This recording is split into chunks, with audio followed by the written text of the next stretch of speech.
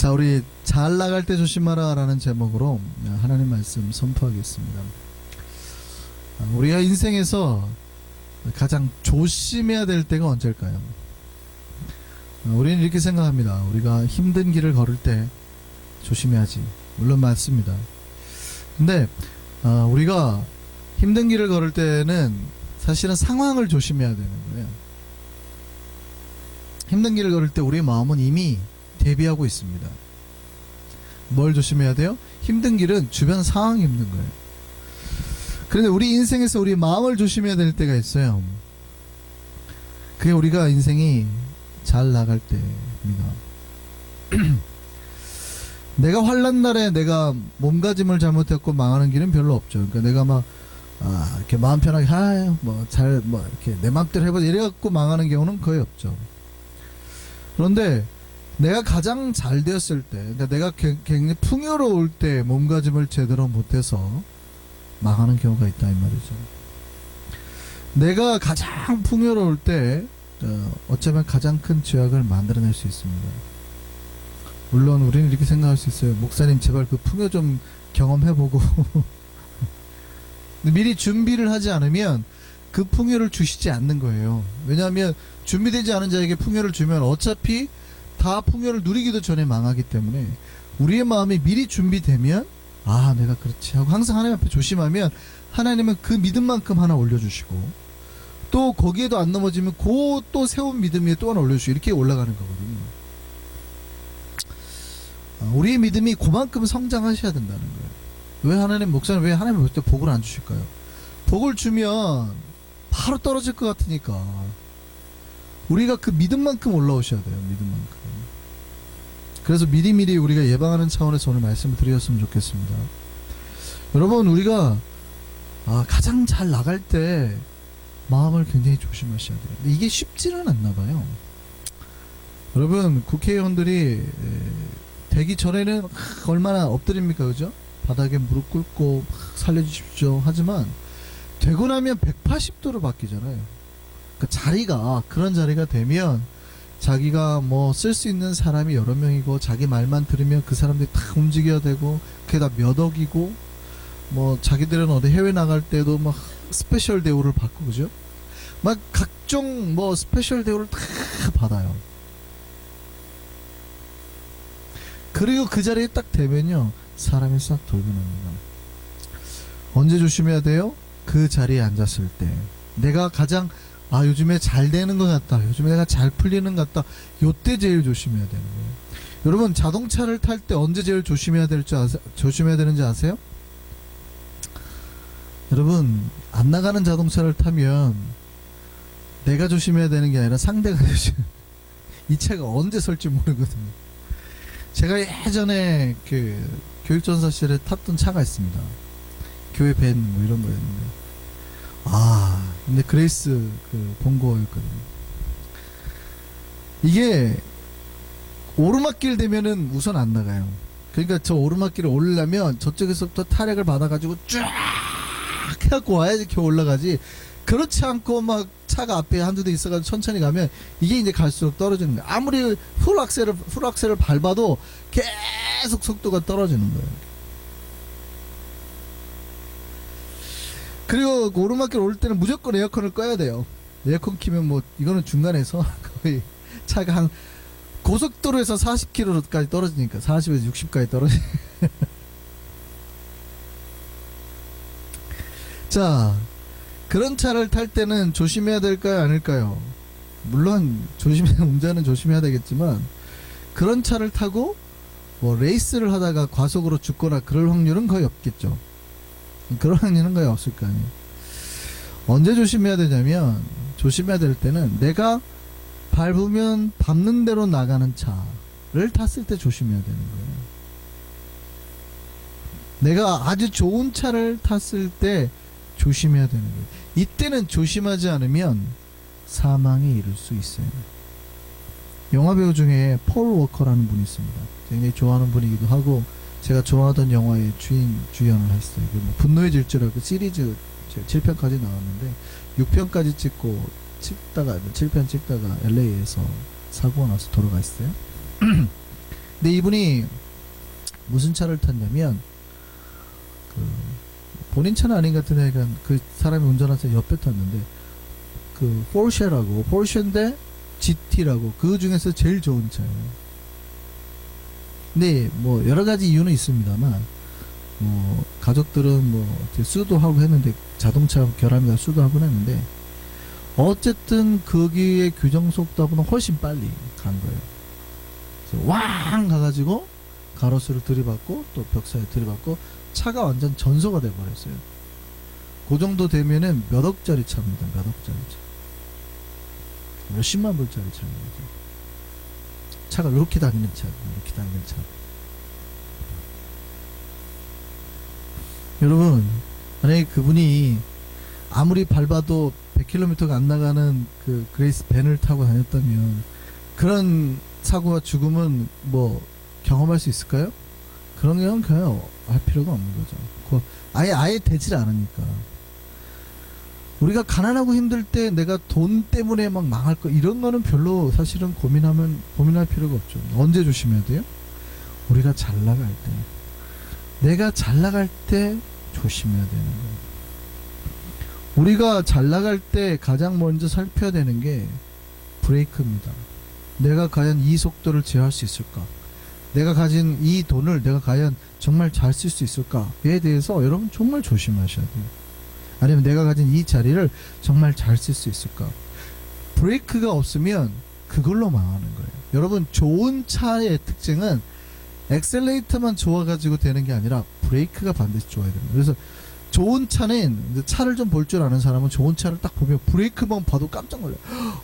브레이크 좋다. 막 세라믹으로 만든 그런 브레이크 있거든요. 일반 자동차에는 붙어있지도 않아요. 옆에서 봐도 막 빨간색, 저도 자동차를 좋아하기 때문에 보면 막 빨간색 패드 이만한 게 달려있어요. 세라믹에 그것만 500만원 뭐 이런 거 있어요. 브레이크 이것만 500만원 뭐 이런 거. 그런데 그렇게 잘 나가는 차는 브레이크를 그런 걸 써줘야 돼요. 그래야지 빨리 달리다가 이걸 탁 밟아도 순식간에 차가 슉슉 하고 서는 거거든요. 무슨 얘기냐면 여러분이 인생이 잘 나갈수록 여러분의 자녀들의 인생이나 마찬가지여도 잘 나가면 잘 나갈수록 항상 옆에서 조언해 줘야 되는 건 브레이크를 과연 좋은 거를 쓰는지를 계속 점검을 해줘야 돼요. 여러분 브레이크를 좋은 걸 안 쓰면 잘 나가는 그 순간이 바로 그냥 죽음으로 가는 거예요. 뭐 잘 나갔다가 차가 안 서보세요. 그렇지 그냥 죽는 거예요. 그러니까 내가 돈이 많아지고 내가 권력의 자리에 앉으면 앉을수록 반드시 나에겐 뭐가 제일 좋아야 돼요? 브레이크가 제일 좋아요. 갈수록 브레이크 성능이 더 높은 거를 써줘야 된단 말이에요.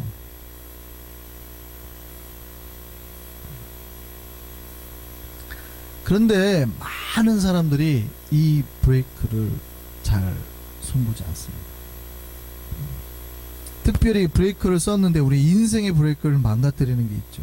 그게 욕심입니다. 욕심은 괴물이라서 아무리 먹어도 족할 줄은 모르거든요. 그러니까 이 브레이크를 망가뜨려 버려요. 더 달려라 이렇게 서야 되는데 욕심이라는 거는, 욕망이라는 거는 아니 더 밟아 더만 외치지 이제 그만 서라고를 안 한단 말이죠. 언제나 더다오만 하지 이제 그만 하지는 않는다. 욕망이라는 거는 브레이크를 없애버려요. 잠언 30장 15절 말씀 보시죠. 성경에 뭐라고 하는지 보시죠. 거머리에게는 두 딸이 있어 다오다오 하느니라. 다오다오가 뭘까요? 히브리어일까요? 그 말이 아니라 더 다오 하는. 거머리에게는 두 딸이 있는데 항상 하는 말이 다오 이런 말. 뭐 이런 말이. 더 주세요.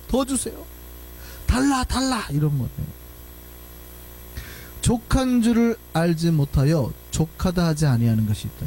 그 족하지 아니한 것 서너시 있는데 그 네 가지를 이야기합니다. 그 중에 두 중에 이거예요. 스올, 지옥. 그 앞에 지옥문이 열린다는 거예요. 또 하나가 뭐냐면 족하지 아니하는 불. 놀랍게도 인간의 뱃속에 이 거머리가 들어앉아 있어요. 그래서 언제나 이 거머리가 하는 말이 뭐냐면 족하지 못하니 더다오 한다는 거예요. 이게 더다오 하고 냅두면 결국 뭐가 돼요? 그 안이 지옥이 돼버리고, 이게 멸망길이 돼버리고, 이게 우리 모든 걸 불살라버리는 불이 된단 말이죠. 여러분, 내가 잘 나가려고 할 때, 내가 이제 막 내 인생이 좀 핀 것 같아 할 때 조심해야 돼요. 북이스라엘에서 가장 강력한 왕으로 뽑히는 사람 중에 한 명이 아합 왕이죠. 본문에 이제 그 아합 왕에 대한 이야기가 나오는데, 잘 나갔죠. 잘 나가니까, 잘 나간 사람의 특징이 뭐냐면 다른 사람의 말을 안 듣죠. 그 사람이 선지자라 하더라도 선지자의 말을 안 듣습니다. 사실은 아합 왕한테는 엘리야가 역대 선지자 중에서는 제일 탑 클래스거든요. 성경에 나오는 탑 클래스 중에서 거의 탑이잖아요. 그러니까 아합 왕은 진짜 복된 사람이에요. 그러니까 아합 왕 같이 망한 왕 옆에는 진짜 좋은 선지자가 있었던 거예요. 나중에 뒤에 나오지만 이 제가 생각하는 조선시대 최악의 왕은 선조인데, 이상하게 선조 옆에는 그렇게 좋은 신하들이 있었어요. 나라를 다 말아먹어도 신하들이 다 세우는 그런. 아합 왕은 참 나쁜 놈이었는데 진짜 선지자만큼 탑클래스, 선지자 중에서 죽지 않고 하늘로 올라간 유일한 선지자 엘리야거든요. 근데 엘리야가 기적을 일으키고 막 해도 하나님의 메시지를 들어요, 안 들어요? 기가 막히게 안 들어요. 기가 막히게. 누구 말을 듣죠? 이방 여인 이세벨 와이프 말 들어요. 그리고 자꾸 그 아세라 선지자, 그 바알 선지자, 이방신, 왜냐면 자꾸 와이프만. 하나님의 선지자의 메시지는 안 듣고, 그러니까 역대 제일 잘 나가는 선지자가 옆에 있어도요, 그게 귀에 안 들어오는 거예요. 망하려고 하면, 죽으려고 하면 참 희한해요. 아무리 좋은 메시지가 옆에 있고 해도요, 절대 그러니까 망하려고 하면 어쩔 수 없는 것 같아요. 그러니까 엘리야 같은 선지자가 와서 옆에서 얘기를 해도 그건 어쩔 수 없나 봐요. 누구 말을 들어요? 이세벨 말을 듣는. 참 여러 가지 아합 왕이 참 여러 가지 잘못을 많이 저린, 하나님을 버리고 우상을 세우고 자기가 하고 싶은 대로 다 합니다, 다. 그리고 이제 가장 아합 왕이 잘 나갈 때 가장 하지 말아야 됐던 행동, 그러니까 어쩌면 자기 인생에서 제일 잘 나가는 행동일 수도 있어요. 그러니까 내 마음대로 한번 해버리는, 그러니까 제일 잘 나가는 행동일 수 있어요. 근데 그때 딱 그 정점에서 찍고 이제 패망을 시작하는 사건이 오늘 본문에 나오는 사건이에요. 뭐냐면 바로 나봇이라는 사람의 포도원을 빼앗은 사건입니다. 아합 왕이 살던 왕궁 근처에, 이스라엘이니까 거기가 평화 지역이에요. 막 좋은 농산물이 많이 나옵니다. 그게 나봇이라는 사람이 포도밭을 가지고 있었는데 좋은 거예요. 근데 왕의 입장에서 탐나는 거예요. 토지는 고대로부터 이 왕들이 항상 탐내는 거거든요. 오늘날에는 토지보다는 뭐 재물 뭐 이런 걸 탐낼지 모르지만, 옛날에는 토지가 재물이고 토지를 가지고 있어야 자기 병사들을 먹일 수 있고 뭐 이런 거기 때문에 토지는 모든 자기 힘의 근원인 거거든요. 항상 토지를 탐을 냅니다, 왕들은. 근데 나봇의 포도원이 너무 좋은 거예요. 나한테 팔아라.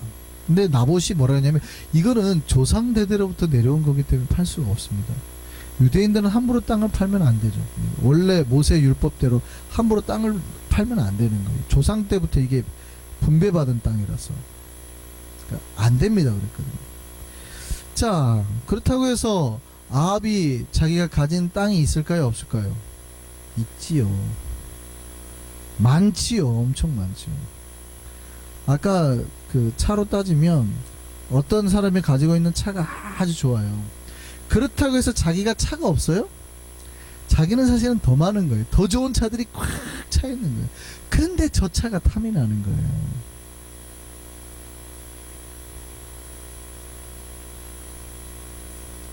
그러면 가져야 될까요? 아니면 내가 있는 수많은 다른 차를 보고 만족하고 감사해야 될까요? 잘 나갈 때는 그 감사가 안 나와요. 만족이 안 생기는 거예요. 그때 와이프 이세벨이 아방에 이렇게 말합니다. 걱정하지 마세요. 왕이 이런 걸 가지고 걱정을 하세요. 그러는 거죠. 우리가 얼마나 잘 나가는지 제가 보여드릴게요. 이렇게 해도 된다는 거예요. 그리고 이세벨이 계략을 씁니다. 편지를 한 통을 쓰죠. 나봇이 사는 지역에 장로들과 귀족들에게 편지를 씁니다. 뭐냐면 가짜 증인 2명을 세워라. 아주 쉽습니다. 가짜 증인 불량배 2명, 증인으로 2명을 세워서 이 나봇이 왕과 하나님을 저주했다 라고 그냥 거짓말을 하게 해라라고 편지에 그렇게 쓴 거예요. 근데 그 귀족들과 왕들이 또 그 왕후의 말이니까 그대로 따라가지고 나봇을 그렇게 재판에 세워가지고 그냥 쉽게 죽여버립니다. 아합 왕이 그렇게 차지하죠. 얼마나 잘 나간지 아시겠어요? 얼마나 잘 나가는지. 우리나라도 옛날에 그런 경우 있잖아요. 한참 잘 나가는 독재 때 한국에서 아주 잘 나가는 기업들 그냥 군부가 들어가가지고 좋은 말 할 때 내놔 해가지고 그냥 뺏어갔잖아요. 대한민국에서 굉장히 잘 나가던 유명 브랜드가 그냥 뭐 한두 개씩 없어지고 막 이랬잖아요. 제가 어렸을 때 뭐 태화 뭐 이런 거 있었던가요? 하여간 그냥 막 없어졌어요. 그렇게 한 겁니다. 제가 앞에서 말씀드렸지만 조선시대 최악의 왕이 선조입니다. 선조. 진짜 임진왜란을 당한 왕인데 이렇게 나쁘고 사악하고 못되고 야비한 왕은 진짜 보다 저는 처음 보는 것 같아요. 진짜 못했거든요. 희한하게요. 이 사람 주변에는 그렇게 유성령 있잖아요. 오성과 한음 뭐 그런 이덕경 이런 사람들부터 해가지고 남쪽에는 이순신 뭐 그 아들도 뛰어나요. 광해 물론 나중에 광해군이 됐지만 이 광해가 얼마나 대단한 줄 모릅니다. 싸워가지고 막 승리를 이끌어내고 뿐만이 아니라 의병들이 많이 일어났잖아요. 의병들. 그래서 의병들이 다 일어나갖고 자기 재산 특히 뭐 홍의장군 곽재우 같은 분은 자기가 가진 돈 다 팔아가지고 의병 활동해가지고 북진하는 그 왜구들을 다 물리쳤거든요. 그때 이제 특히 김덕령이라는 분이 있었습니다. 이분도 워낙 잘 싸워서 정말 신출김을 했다고 해요. 머리가 똑똑하고. 근데 이 선조에 아주 나쁜 지병이 있는데요. 누군가가 조금만 인기를 끌잖아요. 의병인데 얼마나 인기를 끌면 끌겠어요. 그런데 저 사람이 요번에 김덕령이라는 사람이 의병을 이렇게 해서 잘하고 있습니다. 그러면 선조가 뭐 하는지 아세요? 야, 쟤 죽여. 야, 쟤 인기 많아진다. 쟤 죽여라. 모함을 당해가지고 오히려 얘가 반란군으로 몰려가서 죽음을 당합니다. 그러니까 의병 그렇게 잘 나가는 의병 장군이 죽는 걸 보고요. 그때부터 곽재우가 숨어버립니다. 제야로. 그러니까 조선의 초기 때 의병 활동이 그 임진왜란 초기 때 의병 활동이 많이 나던 게 갑자기 싹 하면 명나라가 들어온 이후로 확 줄어버리거든요. 그 왜냐면 의병들을 다 죽여버리는 거예요. 의병들이 인기가 있으니까. 이순신 장군도 잘 아시죠? 이순신 장군이 승전하니까 어떻게 합니까? 선조가 제 수급 못하게 빼고 저기 행주산성 쪽으로 넘어가라고 그래. 뭐 이렇게 하잖아요. 근데 이순신은 끝까지 고집 피워가지고 막죠. 쟤 죽여.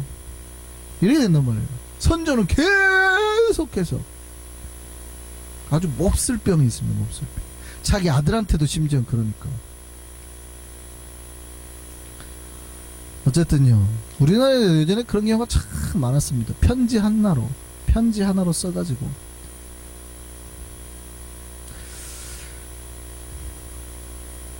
여러분 조심하셔야 돼요. 아합과 이세벨이 자기들이 진짜 제일 잘 나간다고 생각하는 그때예요. 그렇게 해도 된다고. 왕이니까 사람 백성들 함부로 죽이고 해도 된다고 생각을 하는 거예요. 내가 가지고 싶은 걸 얻기 위해서는 그렇게 해도 된다고 생각을 하는 거예요. 위증을 하고 거짓 증인을 세워서 사람들을 억울하게 죽이고 그들의 재산을 다 빼앗는 거예요.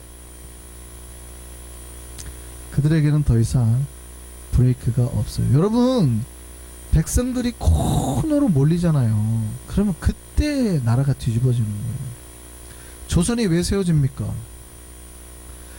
우리가 뭐 잘 쓰는 말 있잖아요. 입추의 여지가 없다. 입추의 여지라는 말이 송곳 하나 세울 공간이 없다는 뜻이에요. 입추의 여지가 없이 사람이 많은데 우리가 잘 쓰는 말이 그때 나오는 말이에요. 공간이, 그러니까 백성들이 땅을 얼마나 귀족들한테 수탈을 당했는지 백성들이 요 송곳 하나 세울 만큼 자기 땅이 없더라는 거예요.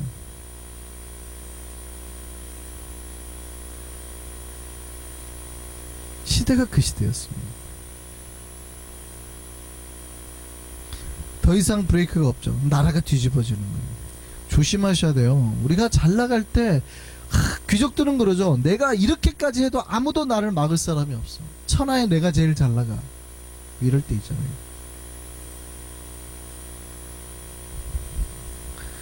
이때가 우리 인생의 나락으로 떨어지는 정점이에요.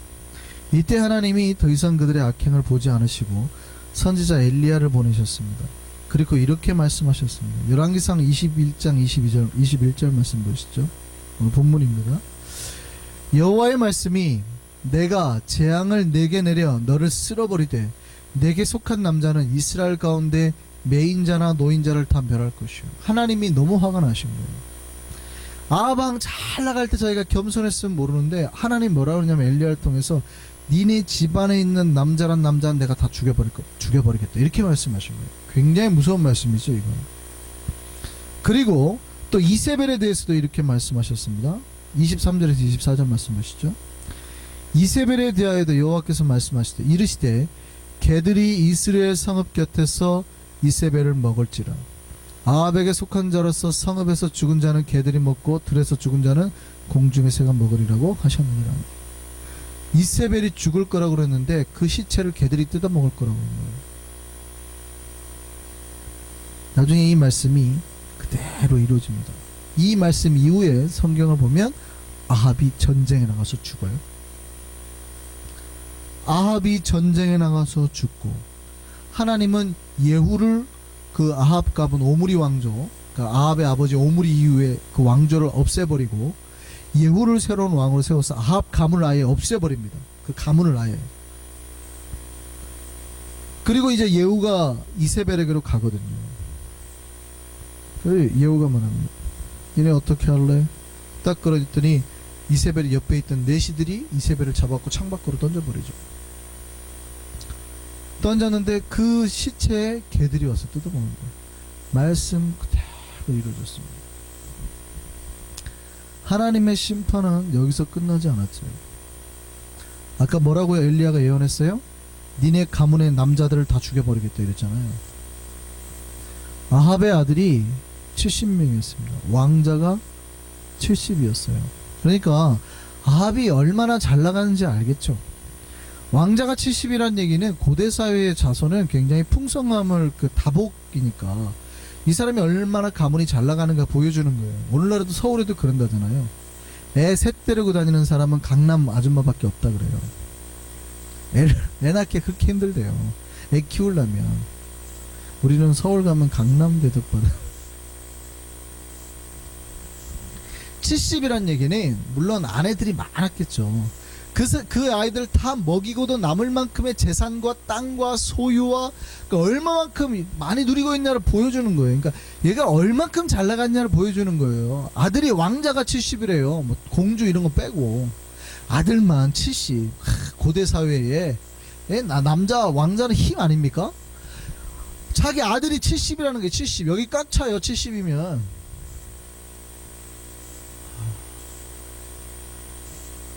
그렇게 잘나가고 풍요로웠던 인생에 하나님이 어떻게 하는지 아세요? 예. 이 왕자 70명을 모두 죽게 만드는데 이세벨이 나봇의 포도원을 얻기 위해서 했던 방법 그대로 써서 죽게 만듭니다. 이때 사마리아 근처에 왕자들이 다 있었는데요. 예후가 다시 편지를 씁니다. 거기에 있는 귀족들과 선생들에게 편지를 씁니다. 뭐라고 쓰냐면 그들에게 니네가 내일까지 왕자들의 머리를 가지고 오면 살려주고 그렇지 않으면 죽이겠다 이런 거. 이 편지를 받은 귀족들과 선생들이 어떻게 했을까요? 왕자들을 가르치는 선생들, 왕자들을 보호했던 귀족들이 어떻게 했을까요? 예후의 편지를 받고 아합의 아들 70명을 모조리 죽여버립니다. 열왕기하 10장 말씀 보시죠. 예후가 다시 그들에게 편지를 붙이니 일렀을 때 만일 너희가 내 편이 되어 내 말을 너희가 들으려거든 너희 주의 아들 된 사람들의 머리를 가지고 내일 이맘때에 이스라엘에 이르러 내게 나오라 하였더라. 왕자 70명이 그 성읍의 귀족들 곧 그들을 양육하는 자들과 함께 있는 중에 편지가 그들에게 이르매 그들이 왕자 70명을 붙잡아 죽이고 그들의 머리를 광주리에 달아 이스라엘 예후에게로 보냅니다. 자, 아합의 왕자 70이에요. 이들 중에는 다 성장한 왕자만 있었을까요? 어린애들까지도 있었겠죠. 어린애들까지 다 있었을 거라고. 왜냐면 그들을 보호하는 누군가가 있었으니까.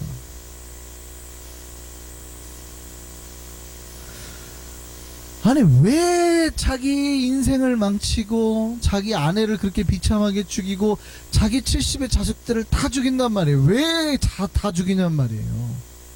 이게 사람의 마음속에 있는 거머리 두 마리가 다오다오 하는 거를 사람은 그 못 느끼는 그 거머리가 결국 자기를 삼켜버리는 거거든요. 그 욕망에 자기가 잘 나갈 때 욕망에 그냥 내버려 두는 거예요. 하나님이 아무리 옆에서 선지자를 두고 조심해라, 정신 차려라, 똑바로 살아라 그러면 안 된다. 엘리야를 통해서 인생의 가장 이스라엘 역대의 제일 뛰어난 선지자를 보내서 아무리 얘기를 해도요 이 거머리 두 마리가 다오다오 하는 거를 못 이기는 거예요. 하나님의 메시지가 아무리 있어도요 내 마음속에서 거머리 두 마리가 다오다오 하는 거를 못 이기는 거예요. 하나님의 음성 한 번만 듣고 그때 한번 겸손하게 이 심판의 메시지가 났을 때만이라도 아합이 그러면 정신 차리겠다 라고 했으면 그 아들 70이 죽지는 않죠. 자기 자손들이 다 죽지는 않지. 자기 인생 이렇게까지 망하지는 않지. 자기 때에 자기 왕조가 이렇게 무너지지는 않죠.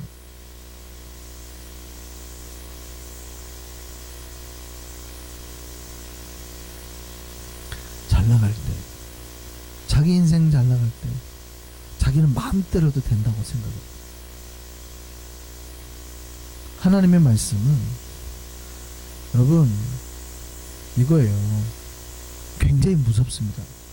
하나님의 말씀은 여러분 하나님이 그냥 나를 봐주고 있는 거 이렇게 하나님 뭐 심판하실까? 그때 조심하셔야 돼요. 하나님의 말씀은 어느 순간 도둑처럼 임하는 거예요. 심판 날은 도둑처럼 임하는 거예요. 그 전에 한번 잘하면 나와 내 자손들이 다 살 수 있을 텐데 그 수많은 메시지도 불구하고 여러분 한 번에 망하는 사람이 어디 있어요? 한 번에 망하는 사람 없어요. 잘못 하나 했더니 망하는 사람은 절대 없어요. 하나님이 수백 번 얘기하는 게 정신 차려라, 정신 차려라, 정신 차려라. 여러분 저기 있는 교회 목사님이 한 번에 그래 간 것 같아요? 그 장로님들이 5년 주기로 그랬대요. 5년 주기로 5년 주기로 스캔들을 터뜨립니다. 한 번에 간 게 아니에요. 하나님이 몇 번을 얘기했겠냐고요. 정신 차려라, 정신 차려라, 정신 차려라. 여러분 우리가 어떤 큰 사고를 당하기 전에는 제가 그때 말씀드렸잖아요. 법칙 900번의 비슷한 사건과 이게 반복적으로 일어났다고 하나님 사인을 계속 주신 거예요. 근데 자기가 제일 잘 나갈 때 올해 총회장 텀이었어요. 올해 총회장 텀. 단독 후보해가지고 그냥 나오면 총회장 되는 거였어요. 그냥 가만히만 있었으면 총회장 되고 뭐 노년에 이제 뭐 해외 여행하면서 총회장이니까 여기 총회장은 전 세계 다니잖아요. 다니면서 그러고 이제 은퇴하면 되는 거예요. 제일 잘 나갈 때 팍 하는 거지. 다 망했죠. 다 하여간 망했죠.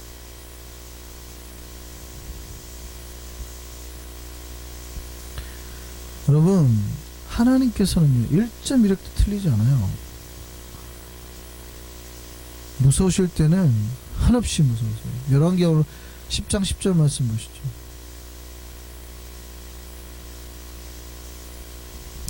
뭐라 되었어요? 그런즉 이제 너희는 알라. 곧 여호와께서 아합의 집에 대하여 하신 말씀은 하나도 땅에 떨어지지 아니하리라. 여호와께서 그의 종 엘리야를 통해 하신 말씀을 이제 이루셨도다.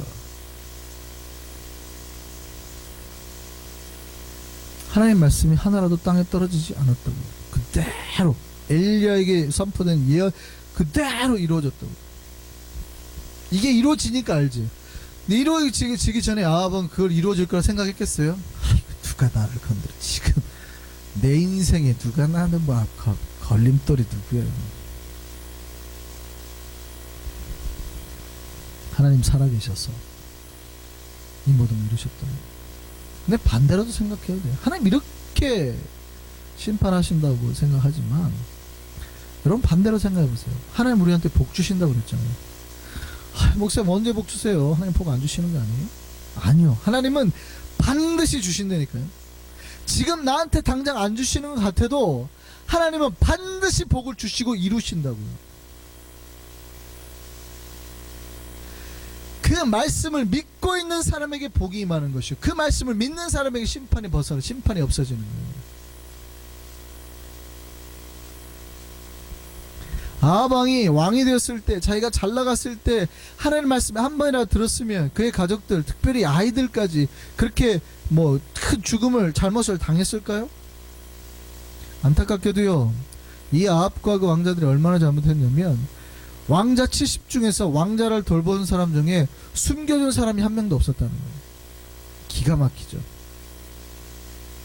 그러니까 평상시에 그 왕이나 왕자들에 대한 그 행실이 안 좋았던 거예요. 보통 내가 왕자를 섬기는 사람이었으면 숨겨두지.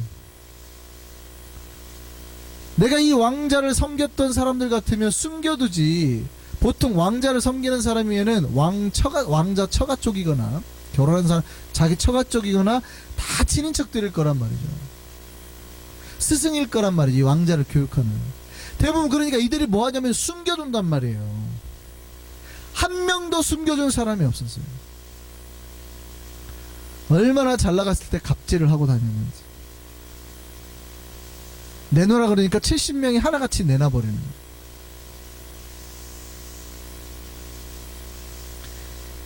여러분, 신자는 잘 나갈 때 조심해야 됩니다. 우리가 잘 나갈 때 조심하면 그 영화와 복이 영원히 유지되는 거예요.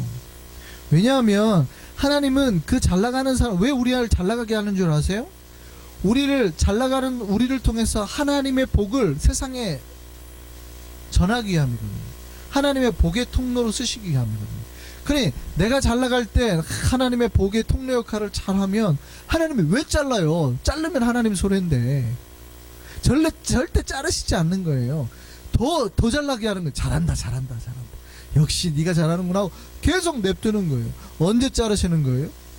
아, 이놈은 복의 통로 역할을 하라고 했더니 그 복의 통로 역할로 그 받는 사람들을 막 이렇게 함부로 하는, 자기가 막 탈수하는 통로로 사람을 때리고 함부로 탈수 뭐 다 약탈을 하고 빼앗고 노략질을 하고 다오다오 자기 욕심을 챙기고. 이놈 봐라 몇 번 사인을 주다가 안 되잖아요. 그럼 어떻게 해요? 간단하죠. 하나님의 통로를 교체해 보내면 되죠. 그거 다시 무너뜨리고 새 놈으로 가르치는 거죠.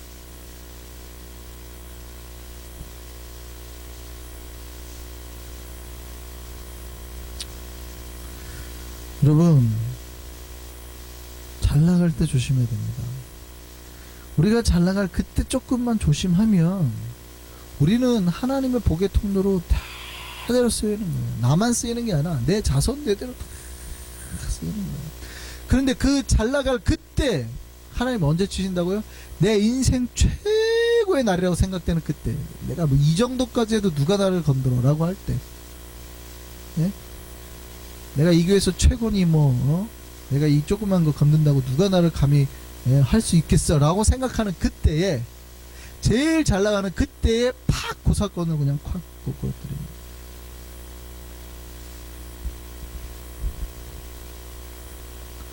신자는 내가 잘 나간다고 생각될 때 조심해야 돼요. 오히려 그때도 겸손해야 돼요. 그러면 복이 임하는 거예요.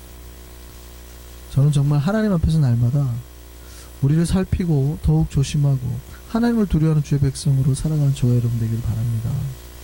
그렇게 우리를 이렇게 하나님 앞에서 삼가고 우리의 삶을 지키면 하나님은 거기에 맞게 또 복을 부어주시고 또 그 복에 맞게 또 우리가 더 삼가고 더 겸손하고 더 조심하면 또 그만큼은 또 복을 주시는 계속 복이 쌓이는 거예요.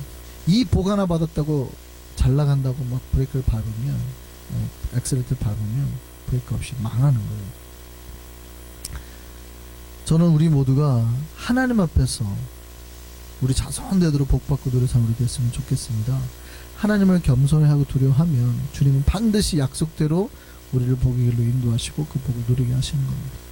그 복을 영원토록 누려 사는 천국까지 그 복을 누려 사는 저와 여러분 되기를 소망합니다.